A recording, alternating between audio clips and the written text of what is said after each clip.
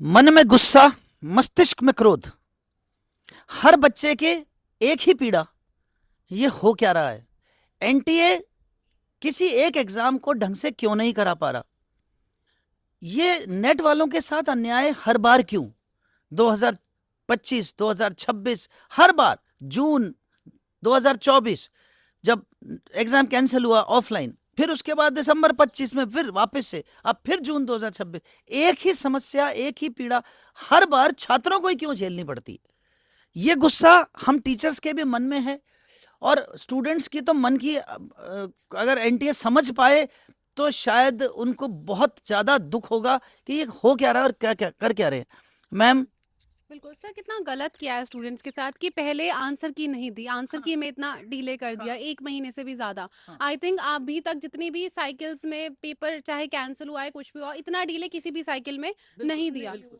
और उसके बाद जब री एग्ज़ाम की बात होती है, तो उसमें भी इतना इम्प्रॉम्प्टू उनका डिसीजन, ना उनको टाइम दिया सोचने का, संभलने का, रिविज़न का।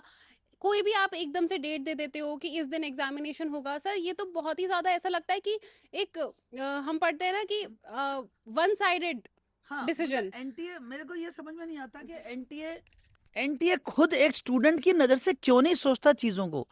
एक बच्चा बेचारा अभी इतना एग्जाम देके परेशान होके हटा, 40 दिन तक आंसर की का वेट कर रहा है, और फिर उसके बाद 40 दिन बाद में ये कहा जाता है कि अब 20 दिन बाद दोबारा आप एग्जाम देना है आपको।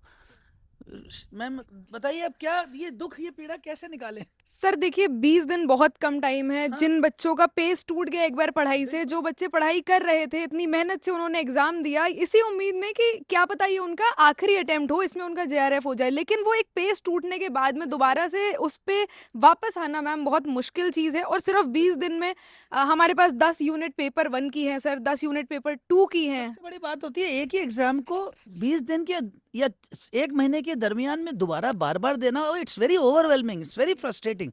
सबसे बुरी बात ये है। और हम सभी टीचर्स, जी मैम। जी सर। और जून 2024 में पहली बार जब ऑफलाइन एग्जाम कंडक्ट कराया गया यूजीसी नेट का, उसमें अगले ही दिन पता चल गया कि पेपर कैंसिल है, और उसके बाद उसका री एग्जाम कराया गया, तो स्टूडेंट्स को तब भी पर्याप्त समय मिल गया था तैयारी करने सितंबर का। में करवाया था मैम उसका री जी एग्जाम। जी जी सर, बहुत पर्याप्त ऑलमोस्ट समय था। सितंबर पूरे में डेढ़ उसका महीना दिया था, एग्जामिनेशन हुआ पूरा था। डेढ़ मैं महीना तभी दिया तो था। कह रही हूँ सर कि ये वाला जो डिले है ना पेपर का, एक तो सबसे ज़्यादा है और सबसे कम टाइम स्टूडेंट को संभलने के लिए, सोचने के लिए, रिवीजन के लिए दिया है। स्टूडेंट शॉक में है मुझे तो बहुत ये सारे। गुस्सा आता है मैम कि अगर आपको री एग्जाम करवाना ही था, आपके पास तो पहले दिन से ये खबर थी ना बिल्कुल कि आपका पेपर में जो शिकायतें आई या जो पेपर में आपको भाषा में परेशानी दिखी, आपको ये सब आपको स्पेलिंग क्या, मिस्टेक तो पहले से ये पता सब होती क्या थी 40 दिन बाद दिखी? यस। इतना ज़्यादा टाइम वेस्ट करने का कोई मतलब ही नहीं था सर। और यहाँ तक कि अगर कॉमर्स की बात करें, अगर तो कॉमर्स में as it is questions repeat हुए हैं, तो ये सेम उनको इंग्लिश में नहीं भी, पता था। सेम इंग्लिश में भी ऐसे और ही। सर जो एनटीए का नोटिस आया है कल रात को, आप उस नोटिस को थोड़ा ध्यान से अगर हम लोग पढ़ें, आप लोग भी अगर पढ़ें, तो आप देखोगे उन्होंने क्या बोला है, पंक्चुएशन मिस्टेक है, हाँ। स्पेलिंग मिस्टेक है। ये मिस्टेक्स की वजह से पेपर कैंसिल नहीं हुआ इंग्लिश लिटरेचर का या फिर कॉमर्स का, या फिर सोशोलॉजी में हो सकता है कि ऐसा मैं हुआ इसके हो। लिए एक वर्ड बोलूं मैम? बिल्कुल। लीपा पोती कर रहे हैं। ये यस लीपा पोती है, यस यस। और ये लीपा पोती हम बर्दाश्त नहीं करेंगे। तो सर स्टूडेंट उन्होंने कम्युनिटी बहुत गुस्से में इस समय। तो सर उन्होंने क्या किया, जो पीवाई क्यू का रिपीटेशन था कैंसिल, तो उसकी वजह से हुआ है कि आपने कॉपी पेस्ट कर दिए पीवाई अपनी क्यूज। गलती स्वीकार नहीं है। 80%, 90%, इंग्लिश में 65 to 70 क्वेश्चन। कोई अकाउंटेबिलिटी नहीं है। आप लोग पेपर बनाते हो तो कोई एफर्ट होना चाहिए, एक बिल्कुल, क्रिएटिविटी होनी बिल्कुल, चाहिए। बिल्कुल। उनको मेंशन करना चाहिए था कि हमने पीवाई क्यूज को कॉपी पेस्ट किया, and that is the reason we are cancelling the जैसे एग्जामिनेशन। मैम ने भी कहा, अकाउंटेबिलिटी क्यों नहीं ले रहे, जवाबदेही क्यों नहीं ले रहे? जवाबदेही तो लो, एक्सेप्ट करो, हाँ हमसे गलती हुई है। And give PY sufficient Qs, time. हमसे गलती हुई है, पीवाई क्यूज ही दे गए हमने, पर वो एक्सेप्ट करने में 40 दिन क्यों लगा दिए? और उसके बाद एकदम से 20 दिन बाद जो है एग्जाम, अब बच्चों के मन में कई सारे सवाल आ रहे हैं बच्चों सर। की क्या गलती है मैम, इसमें बताइए आप। और उनके मन में अब ये सवाल आ रहे हैं कि भाई जिनका खर्चा, एक तो इतना खर्चा करके बच्चे जा रहे हैं एग्जाम देने के हाँ, लिए, उसके बाद मैम ये सारी चीजें, फिर बच्चे पूछ रहे हैं कि मैम क्या अगर हम पिछले में एब्सेंट थे तो दे सकते हैं, तो सर क्या दे सकते हैं ये वो? ये थोड़ा सा कंफ्यूजन दूर कर दिया जाए सभी का, बच्चों का मैम, कि एक तो जिन बच्चों ने फॉर्म भरा था सिर्फ वो ही दोबारा दे सकते हैं, नया फॉर्म नहीं भरा जाएगा। सिर्फ ये है कि आप अब जो एग्जाम होगा उसका नया एडमिट कार्ड आ जाएगा आपके पास, लेकिन ये एडमिट कार्ड उन्हीं बच्चों के पास आएगा जिन्होंने पुराना फॉर्म भरा था। As per the present as per information जिन्होंने एग्जाम दिया उन्हीं को ही दोबारा दिया जाएगा। नया फॉर्म क्लाउड में मना कर ही दिया है। और उसमें कोई भी जैसे आपने जो भी सेंटर डाला हुआ है पहले, तो उसी सेंटर पे फिर से आपका आएगा। कंफर्म अभी सर जैसे अगर उन्होंने फिल किया है प्रायोरिटीज में जिस अच्छा, उसकी हिसाब बात से, कर रहे हैं। हाँ बिल्कुल, तो बिल्कुल। क्योंकि फॉर्म फिलिंग नहीं है, बिल्कुल, तो जो बिल्कुल। भी प्रायोरिटीज सेट की हाँ, वो होंगी तो जो शेड्यूल उसके की अकॉर्डिंग। priorities आपने लिए। जी बिल्कुल। तो सर अब वे फॉरवर्ड मैम क्या आगे, हाँ, होना यही चाहिए, मैंने कहा है ना? आगे की रणनीति बताइए। आगे का वे फॉरवर्ड सर मेरे को लगता है कि अब हमें रियलिटी में तो रहना ही पड़ेगा। जो हमारे पास नोटिस आ गया, सही जो बात। इन्होंने गलत किया है स्टूडेंट्स के साथ, उससे हम भी शौक में हैं। हम भी स्टूडेंट्स को अब दिसंबर की तैयारी करवा रहे थे, हमारी भी स्टूडेंट्स की सर इतनी सारी क्लासेस ऑलरेडी चल रही हैं। ओके, मैंने भी अपनी आर्काइव सीरीज लॉन्च कर रखी है दिसंबर के लिए। अब अगर ये दोबारा से री एग्जाम लेते हैं, so it is also kind of burdensome for us as well, because we are preparing students for December 2026 cycle. We are preparing student in the Lakshya batch for June 2027 examination. और अब एकदम से हमें अब student को सितंबर के लिए भी प्रिपेयर करना है, 20 दिन में प्रिपेयर करना है। बट हम स्टूडेंट इससे पीछे नहीं हटेंगे, हम आपके साथ खड़े रहेंगे इसमें।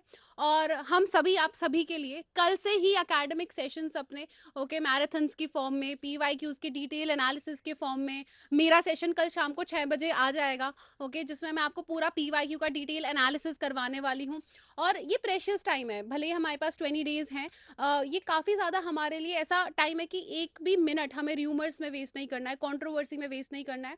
It's high time student that we focus on our study, we brace ourselves. Competition है, हर किसी के लिए है, कंपटीशन होता है इसीलिए that we have to move forward and we have to be better than others. Yes sir. मैं इस पे एक बात कहूंगा कि ठीक है, जैसी हालात अब सामने दिख रहे हैं उसका तो कुछ किया नहीं जा सकता। सिर्फ ये कर सकते हैं कि अब हम तुरंत नए हालात के हिसाब से ढल जाएं, फटाफट अपने डिसीजंस को लें। और ऐसा कहते हैं कि there is something good in everything, तो क्यों ना इसको एक अपॉर्चुनिटी माने। हर वो बच्चा जो कॉमर्स और इंग्लिश और सोशियोलॉजी का बच्चा है, उसको मेरा ये संदेश है, हमारी पूरी टीम का संदेश है कि इसे एक अपॉर्चुनिटी समझ करके आज से ही आप लग जाइए पढ़ाई पर। अब इन 20 दिनों में वापस उत्कर्ष की टेस्ट सीरीज पे फोकस कीजिए, हमारी टीचर्स की मैराथन्स पे फोकस कीजिए। मैराथन्स और टेस्ट सीरीज देने से आप एक पड़ाव तक तो आ ही गए थे, उससे नीचे नहीं आएंगे, अब आप उससे ऊपर ही जाएंगे। ये एक अपॉर्चुनिटी है। अगर आपके मान लीजिए 100 क्वेश्चन सही हुए थे पिछली बार, अब 105 110 करके दिखाएंगे हम।